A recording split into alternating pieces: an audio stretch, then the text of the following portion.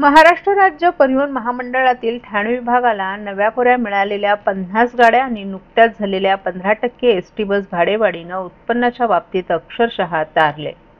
परंतु नववर्षाच्या सुरुवातीला राजकीय हस्तक्षेपानं ठाणे नियंत्रक विभागातून सुमारे 135 ते 140 चालक, वाहक, लिपिक आणि मेकॅनिक या मंडळींना त्यांच्या गावी कार्यमुक्त करण्यात आले.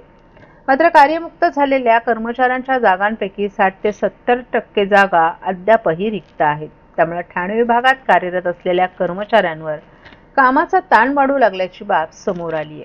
आगामी येणाऱ्या होळी सण, मे महिना यांच्यासारख्या सुट्ट्यांच्या हंगामात डबल ड्युटीमुळे कर्मचाऱ्यांवर अधिकचा कामाचा ताण येण्याची भीती व्यक्त होते. याबाबत संबंधित विभागानं एसटी महामंडळाकडे ही रिक्त पदं तातडीनं भरावीत अशी मागणी केल्याचं सूत्रांनी सांगितलं. विशेष म्हणजे ही बोंब ठाण्यातच नाही तर ती पालघर, रायगड आणि मुंबई यांसारख्या कोकण पट्ट्यातच आहे. महाराष्ट्र राज्य परिवहन महामंडळातील ठाणे आगारात आधीच 280 ते 300हून अधिक रिक्त पदे आहेत. त्यातच 140 कर्मचारी नव्या वर्षाच्या सुरुवातीला विनंती अर्जानुसार कार्यमुक्त केल्यानं तो आकडा वाढलाय. ही पोकळी भरून काढण्यासाठी ठाणे नियंत्रक विभागाकडून सातत्यानं प्रयत्न सुरू आहेत. मात्र त्यांना जसे पाहिजे तसं यश येत नाही. त्यामुळे कर्मचाऱ्यांवर कामाचा ताण वाढतोय.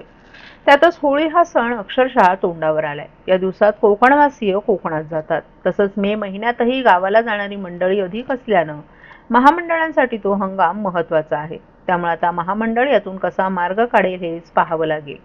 मुंबई आणि ठाणे ही सुशिक्षित शहरं असल्यानं येथील तरुण एसटी महामंडळात भरती होत नाहीत. महामंडळाच्या भरती प्रक्रियेत मराठा, विदर्भ आदी भागातील तरुण मोठ्या प्रमाणात भरती होतात. एकीकडे मुंबईत भरती प्रक्रियेत रुजू व्हायचं आणि नंतर राजकीय वजन वापरून पुन्हा 2 ते 3 वर्षात स्थानिक पातळीवर जायचं.